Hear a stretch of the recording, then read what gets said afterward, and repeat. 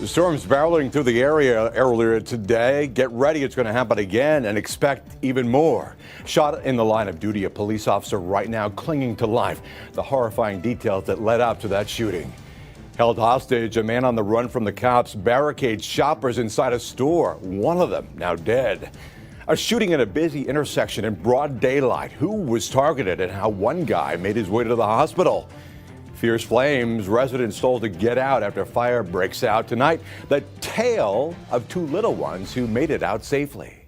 CBS 12 News starts now with breaking news.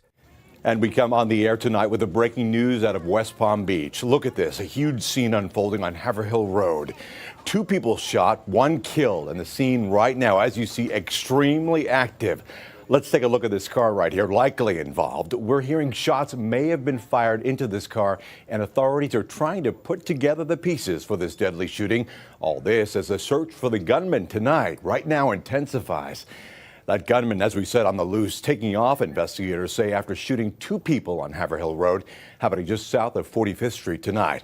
And that's where we find CBS 12's Nyala Charles. And Nyala, the scene, as we see, still very active. Investigators have really been there a long time.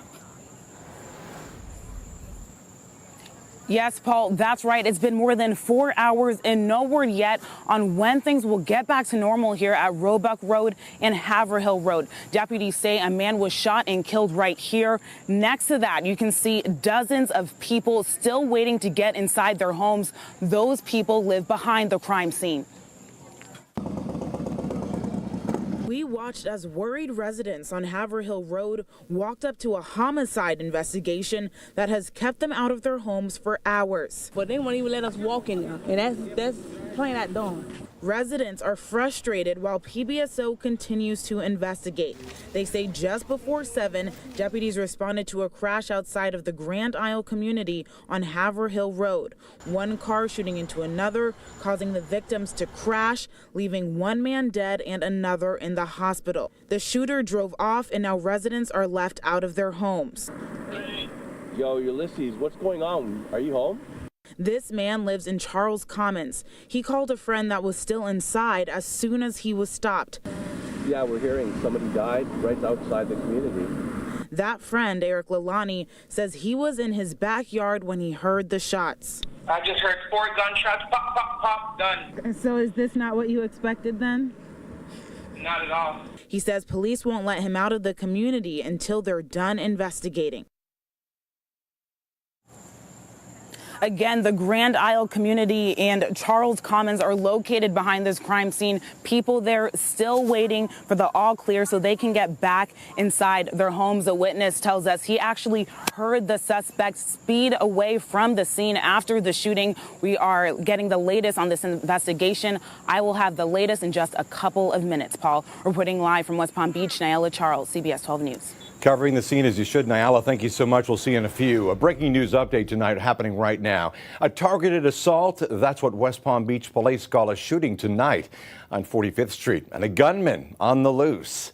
Police say 2 vehicles with several people inside involved, ending at the intersection of North Congress Avenue. One of the vehicles crashed after a man was shot and injured. He actually walked himself to the hospital tonight, expected to be okay. No word on a motive. The storm track radar lit up earlier tonight. Right now, though, quiet, but get ready for a change. Let's toss things over to Michael with the very latest. Hey, Michael. Hey there, Paul. Yes, today, unbelievable heat out there. 96 in Boynton Beach, 94 at Boca, Hope Sound 94, and Vero Beach at 93. But the storms did cool a lot of us off into the 70s after that.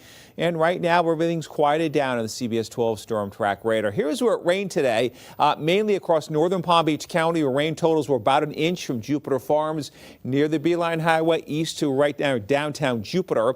Lighter amounts to the south, and then up across the Treasure Coast, about 0.8 of an inch there in northern sections of Indian River County near Fellsmere, and an inch there south and west of the St. Lucie Village area, pretty much near Port St. Lucie. The heat today brought to us courtesy of high pressure. That brought us the temperatures well above normal, but there is a front to the north in central Florida.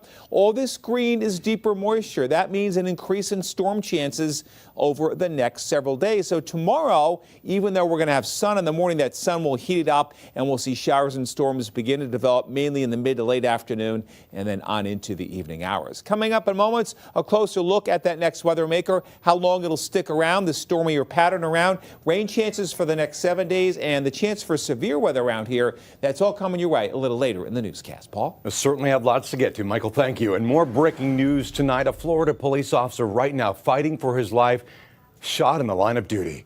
Our CBS TV station in Fort Myers reports that the unidentified officer is at Lee Memorial Hospital right now after a suspect shot him reportedly in the head.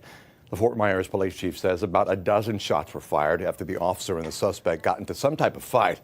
Now, the last time a police officer was shot in that city, 10 years ago this Wednesday.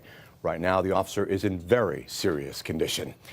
Even more breaking news tonight. A hostage situation at a California Trader Joe's ends in even more tragedy.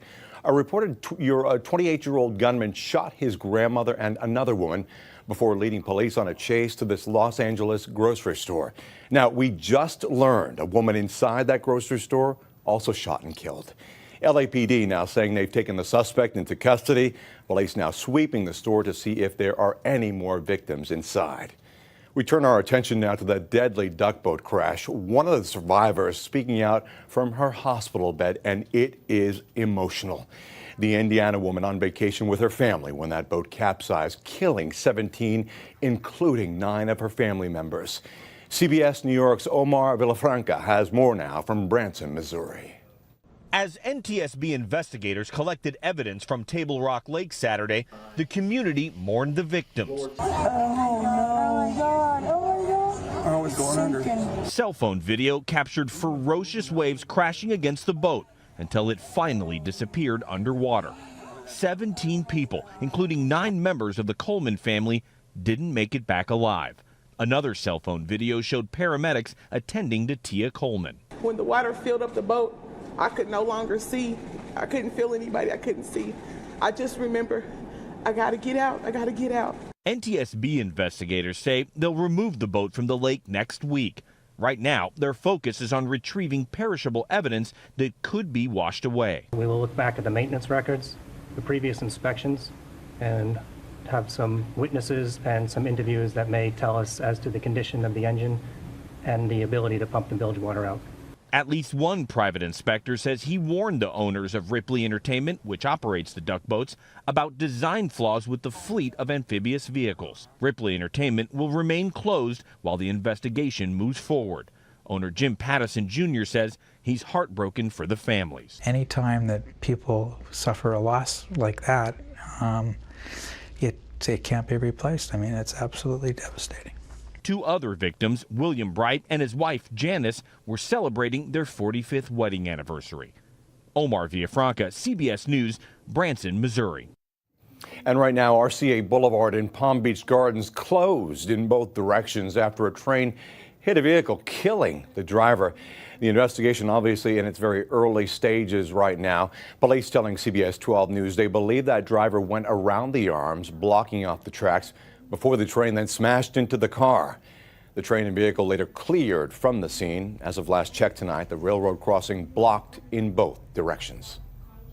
Of course, it is nerve-wracking. I got my son dog. I got to pick up my stuff. It is crazy because we don't expect this. They certainly don't. Residents reacting tonight after fire breaks out at this Lake Worth apartment complex. Residents told to get out. Happening at the Casa Brera apartments in Lake Worth. Palm Beach County Fire and Rescue on the scene in minutes. Smoke and fire from a 3rd floor balcony. The investigation continues. And that good news, no one injured, and that includes these 2 little guys. You see them there? Firefighters saving the pair of kittens. Tonight, again, that cause under investigation. More breaking news happening right now. A South Florida woman in trouble with the law tonight after police say she lied to them. That lie leading them to lock down the Sawgrass Mills Mall in Sunrise earlier today. She claimed, police say, she was robbed in a parking garage, and that led police to set up a perimeter looking for the alleged robber. But why the lie? That's the big question. Well, the woman reportedly lost a lot of money while gambling. No word tonight if she'll face any charges. New tonight, a traffic nightmare this afternoon after a motorcycle accident on I-95. The video from the scene showing all the debris, as you see right there from the crash. One picture even showing a group of first responders helping a person on the scene and a helicopter airlifting someone to the hospital. All lanes of northbound I-95 closed for some time at the Martin County line. We're working to find out tonight that victim's condition. Right now, if you are a Verizon customer in Palm Beach County, then the only thing you got when you called an 800 number today, a busy signal. Verizon Wireless telling CBS 12 News they've been having the trouble since around 1 o'clock this morning. At last check, I made a call and it's back to normal. Verizon investigating the cause. All right, coming up on CBS 12 News at 11 this Saturday night, the new details we're learning right now. A man shooting 2 others in their car on Haverhill Road. What could have caused the violence? And this is what happens when you don't follow the move over law. What officials want you to learn from this picture. Michael. And Paul, track our next weather maker, a funnel system which will move into the area tomorrow. Coming up, the impact for storm chances over the next few days and who has the best chances for storms on your Sunday.